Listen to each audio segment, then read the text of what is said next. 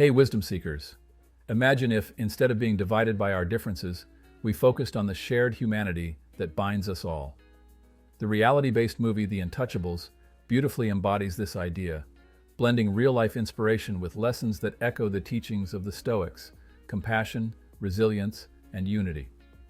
Philippe, a wealthy man who is paralyzed from the neck down, hires Driss, an energetic young man from a completely different world, to be his caregiver.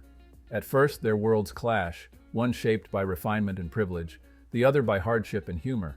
Yet their relationship evolves into a profound friendship that defies all labels. Marcus Aurelius once said, "We are made for cooperation, like the hands, feet, and eyes." Philippe and Driss bring this wisdom to life. Together they demonstrate the Stoic ideal of interdependence, finding strength and growth in shared experiences. Their story reminds us that true connection comes not from similarity, but from recognizing our shared humanity.